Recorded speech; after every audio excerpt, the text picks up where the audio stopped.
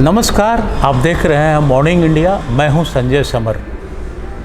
33% आरक्षण को लेकर के देश में बवाल मचा हुआ है। महिला आरक्षण को लेकर के महिलाएं सड़क पर हैं। तो ये बातें धीरे धीरे कर के अब जातीय संगठनों पर भी जा रही है। हमारे साथ हैं आज अखिल भारतीय कायस्थ समाज की राष्ट्रीय अध्यक्ष शिप्रा कुलश्रेष्ठ।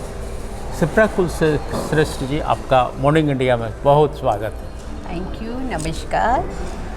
शिप्रा कुलश्रेष्ठ जी से हम जानेंगे कि ये जातीय संगठन बनने से लाभ क्या है, आधी आबादी चाहती क्या है, आधी आबादी के लिए सरकार कितने काम करती है और कितने से संतुष्ट है।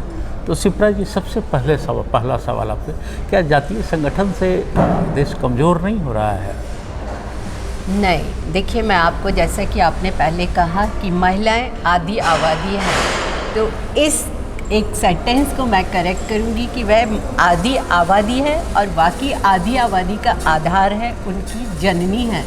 और जहाँ तक देश कमज़ोर होने की बात है तो हमें संगठित तो होना ही पड़ेगा, क्योंकि कोई भी नेता जो पॉलिसी मेकर्स है वो आपको तभी सुनते हैं जब आपका संख्या बल हो, और संख्या बल का सदियों से चला आ रहा है। हम किस चीज़ से जुड़ते हैं? अपनी जाति से। तो हम लोग प्राउड कायस्थ हैं और हमें गर्व है, और संगठित होकर के इस बार हमने निश्चय किया है कि हम देश की राजनीति में महत्वपूर्ण भूमिका निभाएंगे। और आपको पता है कि एक महिला ही है जो देश को जोड़ती है, समाज को जोड़ती है। और अब समय आ गया है समर जी कि सरकार को भी ये बात समझनी पड़ेगी, और मेरी नेतृत्व में मेरा एजेंडा रहेगा कि अधिक से अधिक महिलाएं, कायस्थ महिलाएं, सिर्फ हमारी जिम्मेदारी ना निभाएं, सिर्फ समर्थन ना दें, सिर्फ साझेदारी ना करें, बल्कि देश और समाज में बहुत ही सशक्त नेतृत्व करें। तो ये अभी जो 33% आरक्षण लागू नहीं हो पाया,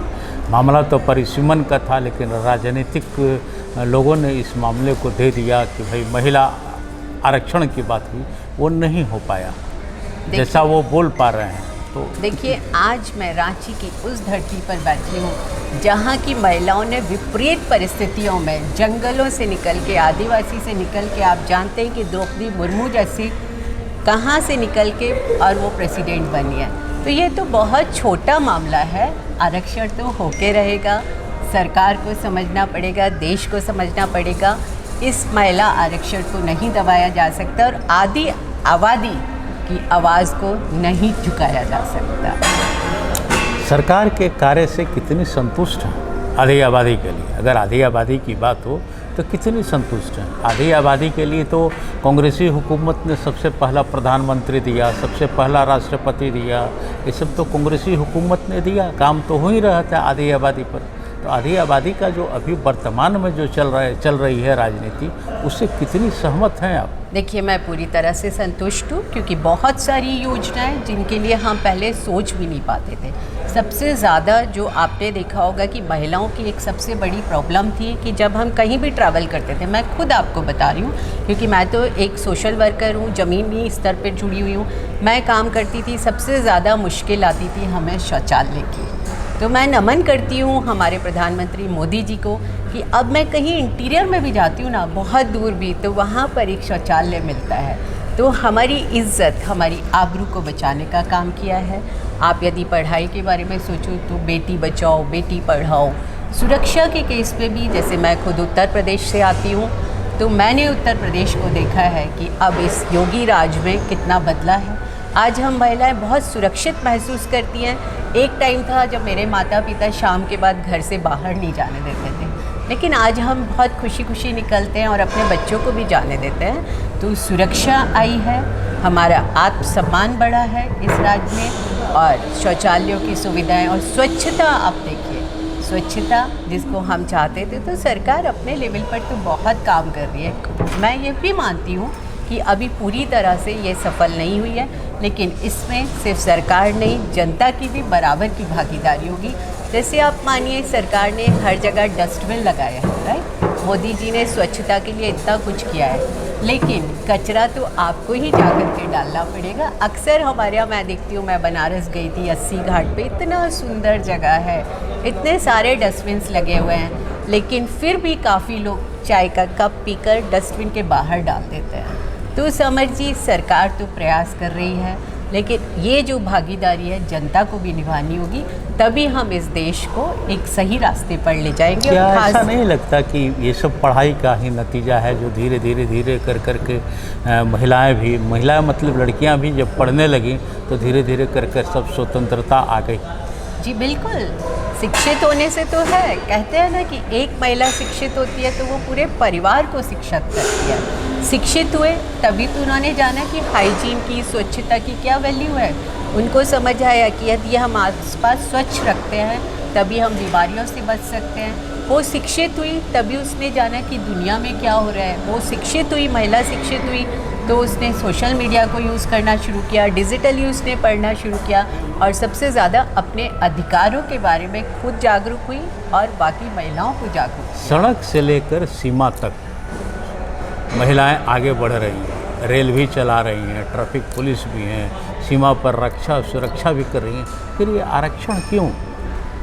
देखिए, ये जो आप समझिए देख रहे हैं ना, ये जो है सिर्फ हम 2-3% महिलाएं हैं। अभी भी जो महिलाएं हैं ना, हकीकत में ज़मीनी स्तर पे जाके देखिए तो वो बहुत परेशान है। आप ये जितना देखते हैं ना कि हम हवाई जहाज़ उड़ा रहे हैं, कल्पना चावला, ये हमारी आबादी का 2 से 3% है। हमारी लड़ाई वाकई 90% लोगों के लिए है जिनको बोलने की घर में भी आज़ादी नहीं है। मेरे आसपास देखिए इतना डोमेस्टिक वायलेंस, पर वो महिला पति के खिलाफ नहीं खड़ी होती। इतनी सारी जो अपने घर में जिनका शोषण मानसिक हो रहा है, शारीरिक हो रहा है, पर वो आवाज़ नहीं उठा पाती है। इतनी महिलाएं जो कुपोषण का शिकार है, मैं अपने आसपास देखती हूँ, जब वो फैमिली वे में होती हैं, जब वो प्रेग्नेंट होती हैं, उनके पास अब दवाएं तो छोड़िए, उनके पास खाने पीने के लिए भी नहीं होता है। तो हमेशा से सरकार की पॉलिसी रही है कि जो भी वर्ग पिछड़ा हुआ उसको थोड़े समय के लिए आरक्षण देकर के आगे बढ़ाया जाता है। तो मैं ये मांग करती हूँ कि हमेशा के लिए आरक्षण नहीं दिया जाए, कुछ समय के लिए आरक्षण दिया जाए जिससे कि हम भी मुख्य धारा में जुड़ पाएँ। और देश का विकास तो देखिए जब ही संभव है जब दोनों पहिए मिलकर चलें, बराबर होता जी। अच्छा, अभी आपने रांची की बात की, तो रांची का, झारखंड का क्या है कि डायन प्रथा का नाम आपने सुना होगा। तो डायन बोल करके बहुत महिलाओं को प्रताड़ित किया जाता है। तो क्या डायन ये सब चीज़ होता है क्या? देखिए समीर जी, वही जो मैं आपको बता रही हूँ कि कितनी मानसिक यातना, डायन कुछ भी नहीं है। मैंने, मेरी दोस्तों ने बहुत साइकोलॉजिकल स्टडी किया है। डायन, आपको पता है डायन क्या होती है? जैसे डायन किसको करते हैं? जो अपने मन से नाचने लगती है, गा रही है, इधर उधर घूम रही है, वो उसके अंदर का आक्रोश है जिसको आपने निकलने नहीं दिया। उसको लगता है कि ये बन के ही ये मेरी स्वतंत्रता है। जब मैं किसी डायन को पिक्चर में देखती हूँ, सीरियल में देखती हूँ, या मैंने एक गांव में साक्षात देखी है, तो मुझे लगता है शायद उसकी जो स्वतंत्रता की अभिव्यक्ति है वो इसी रूप में बाहर आ रही है, क्योंकि समाज उसको बोलने की आज़ादी नहीं देता है। मैंने देखा था कि एक गाँव की महिला के ही ये शब्द थे कि मैडम ये डायन है, कम से कम इसको स्वतंत्रता तो है बोलने की, हंसने की। हमको तो इसी परिवार में घुटन है, हम स्वतंत्र नहीं हैं अपनी बात रखने के लिए। तो डायन जो विक्षिप्त रूप है वो सालों से जो एक मानसिक प्रताड़ना दी गई है उसका रूप है। प्लस बहुत सारे हार्मोन्स हमारे ऐसे होते हैं जिनकी हमें एक ज़रूरत होती है प्रॉपर थेरेपी की। जब हमें थेरेपी नहीं मिलती है तो बहुत ज़्यादा मानसिक यंत्रणा मिलती है औरत को, तो वो विक्षिप्त रूप से हो जाती है और उसे लगता है कि बस एक यही तरीका है।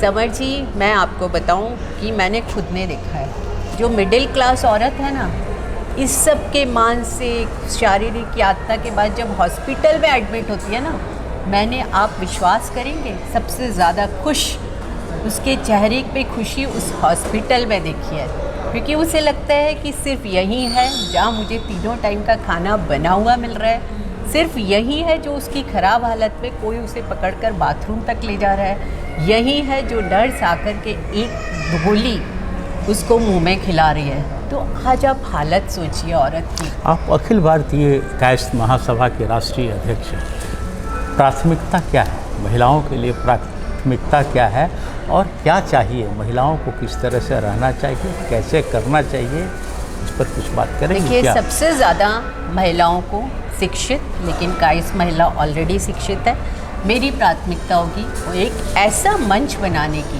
एक यह प्रकोष्ठ ना बन के, एक ऐसा संगठन ना बन के, यह एक ऐसा मंच हो जहां हर सदस्य की आवाज़ सुनी जाए, हर सदस्य का सम्मान हो, हम समाज की ताकत बने और देश को हम दिशा दे पाएँ। उसके लिए आवश्यक है कि हम औरतों को आत्मविश्वासी बनाएं।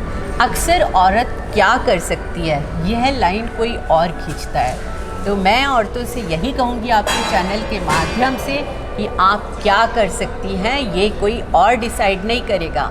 समाज ने कहा बेटी को मत पढ़ाओ, महिला ने पढ़ के दिखाया। समाज ने कहा तुम सिर्फ सलमा सितारे, चांद तारे अपने दुपट्टे पे लगा सकती हो। कल्पना चावला के रूप में एक महिला ने चांद पे जाकर बताया। तो महिलाओं को यही संदेश है कि आत्मविश्वासी बनिए, खुद पर विश्वास रखिए और देखिए इतिहास रचने की क्षमता आप में है। कहते हैं समर जी, नारी जब कदम बढ़ाती है, नारी जब कदम बढ़ाती है तो धरती झुक जाती है, नारी जब मुस्काती है तो ये कायनात खुश हो जाती है। ठीक ही कहा शिप्रा कुलश्रेष्ठ जी ने कि जब नारी जो ठान लेती है वो कर दिखलाती है। उसका सीधा साधा उदाहरण कल्पना चावला है, इंदिरा गांधी है, पंडित है, तो ऐसे कई लोग हैं। तो नारी के लिए कल्पना सोरेन ही नहीं, कई नारियां हैं जो इतिहास रची हैं और आगे रचने वाली भी हैं। तो शिप्रा जी काम करेंगी महिलाओं के लिए और महिलाओं की तरफ से संदेश देंगी कि महिलाओं को क्या क्या करना चाहिए, उन्हें शिक्षित भी करेंगी। शिप्रा जी बहुत बहुत धन्यवाद आपको मॉर्निंग इंडिया में आने के लिए। Thank you so much Samar ji, आपका और मॉर्निंग इंडिया का साथ बनाए रखिए, प्यार बनाए रखिए। मैं यही कहूँगी कि जो सम्मान और प्यार आप मीडिया वाले मुझे दे रहे हैं ये बनाए रखिए, क्योंकि किसी ने कहा है रहमन धागा प्रेम का मत तोड़ो चटका, टूटे से फिर ना जुटे, जुटे गांठ पड़ जाए। तो ये प्रेम बनाए रखिए, आपका साथ बनाए रखिए, आपका प्यार, साथ और सम्मान ही मेरी ताकत है। धन्यवाद। तो फिर मिलते हैं किसी नए शख्स के साथ, मुझे इजाज़त दीजिए, नमस्कार।